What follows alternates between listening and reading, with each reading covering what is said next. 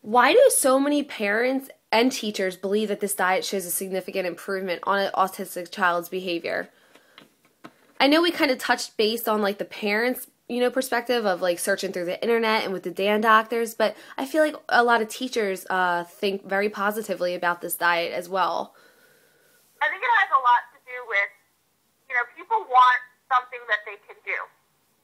They want something that they can say, oh, this is the problem, I can fix that. Something tangible, and the diet is something that can be focused on.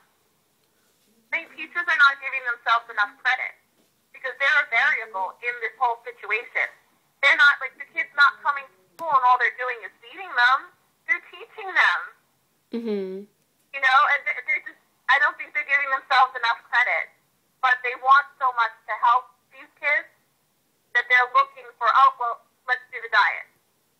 One of the other things I think, that I know, that I see, because even other professionals will say it, is they advertise themselves as curative. So when a teacher even goes out and tries looking for support or what can I do to help, it comes up as, let's cure this kid, and there's a lot of celebrities who promote it. Like Jenny McCarthy. And Oprah. Yeah, I mean, I was watching a video on Jenny McCarthy and how she swears that this diet has, changed, cured her autistic son. Yeah, but the thing is, if you see her son, if he's interviewed, he's still autistic.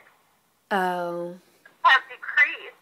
Mm-hmm. But still autistic. He also received over 60 hours of ABA a week. Wow, that's very unrealistic, with the common population. It is. And Jenny McCarthy has actually gone back and recanted her statement. Oh, okay. So. I'll have to look for that, and that's on the internet somewhere? Yeah, she actually did an interview, and she went back and she said, because a lot of parents were upset that she was using the term cure. Mm-hmm. And so she went back and she admits, my son still has symptoms. They're just what we call subclinical now, and they don't interfere as much with his everyday life. Oh, okay. But he's more Asperger's now. Oh, okay. So. That's interesting. Just the name. There's so many people in the world who have Asperger's that are fine. Like, nobody would know. But doesn't a big social interaction play a big part in Asperger's? Like, I look at the guy from American Idol, and he is perfectly fine. He sings in public. But and then I see other children and adults who don't want to be touched, who are scared if you touch them. And you could tell that they really have that, barrier, that interaction barrier. Well, the difference between high-functioning autism and Asperger's, because they really are two different things, is communication. If the child had any form of communication delay, early on, language, like they didn't start talking until they were 4, they're considered high-functioning autism, no matter what, if they weren't diagnosed until they were 12, it's still high-functioning autism. If the language or communication delay didn't come on until older, like 8 to 12, when we start using social communication, conversational skills, talking with peers, jokes, things like that, then it's considered Asperger's. And that's the only real difference. So a lot of these kids, they could possibly have high functioning autism, and that's what you see. But it's also a spectrum disorder. So they could have Asperger's and it'd be so mild that the only way you know is that they're like, oh, that's quirky Joe. Oh, wow. It's amazing. There's so many people. Like, I could think of so many people in my lifetime that I'm like, oh, they were probably Asperger's. But they don't get diagnosed. It doesn't interact with their ability to have a job or go to school or... That's... The other thing is, we all have autistic traits. Uh-huh. They're natural behaviors. Like, we all perseverate on things. So you probably notice that, like, with everybody, even if you could just be in a normal conversation, you could be like, oh, well, he's showing a sign of something. Yeah, but it's amazing. Like, parents will come to me with a 3-year-old, and they're like, he's obsessed with Spider-Man. Spider-Man costume, he won't take it off. I have to take it off when he's sleeping to wash it. He's autistic. The school says he's autistic. No, he's 3 and he likes Spider-Man. They'll outgrow it. That's funny. So can you like specifically diagnose a child, or is that like a neurologist's responsibility? A psychologist can diagnose, a psychiatrist, pediatricians can diagnose, developmental pediatricians, neurologists. Any of us can diagnose.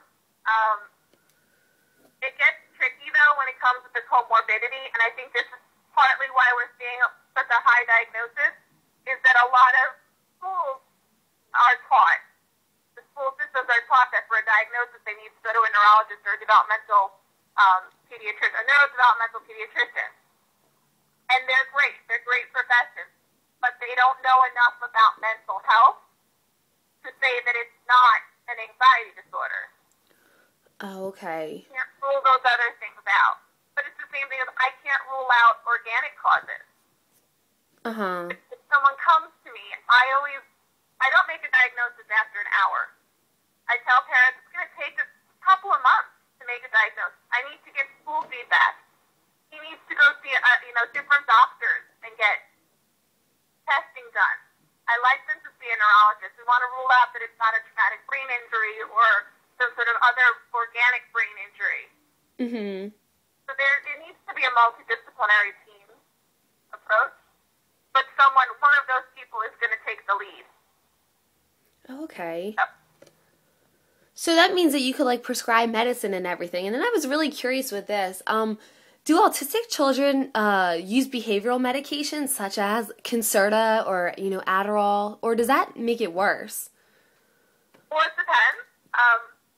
Concerta and Adderall they're more attentional medications. Uh-huh. Have ADHD, which is highly comorbid. A lot of kids with autism also have ADHD. They can respond to those. What we're really finding now, though, is that the autistic brain is different, and it doesn't use the medications the same way that a non-autistic brain does. So sometimes a medication, like one that we're seeing now a lot with the adults with autism, is blood pressure medications are highly effective in reducing problematic behaviors. In children? It's an off-label use. Is that in children or in adults? They're using it in adults because these blood pressure medications are not FDA approved for kids. Okay. But in kids, the main drug that is used is Risperdal. We use that for aggressive behaviors in autistic kids and perseverative behaviors. Okay. What was it called again? Risperdal. Risperdal? Okay. P-E-R-D. I think it's A-L. I always screw it up. That A-L or O-L. Okay. And that's the only one that is FDA approved for autistic behaviors, specifically autistic behaviors. Okay. So you don't really use, attention-focused medications that much with autistic children? You really only use it if they had ADHD. Like that's an ADHD medication. Uh-huh. So, like a kid who's autistic who's not focusing, it might not be a neurochemical problem. It could be one of those barriers. It could be because of a food allergy. It could be because of sensory barriers. So we need to find what's the cause. Why isn't he or she focusing? Okay. And is that very hard to find often, or? It can be. I spent a lot of time learning how to diagnose comorbid issues with children on the spectrum. So for me, it's much easier now, but I'm not a teacher. I'm terrible at teaching, so I can't show someone else how to do it. Oh, okay. So it's a lot of it's just you need to know what baseline behaviors are and what is deviation from the baseline behavior. If there's any deviation, that's what you look for. There are things like depression in a nonverbal autistic individual might look like aggression. Mm-hmm. They could start having aggressive outbursts. Okay. It might look like hyperactivity. Wow. I can't even imagine how hard and complicated it must be, to diagnose somebody, because there's so many misdiagnosed, and you have that responsibility of like, oh wow, what if this really was a misdiagnosis and everything. Yeah. So that's why I really don't rush into it. And I guess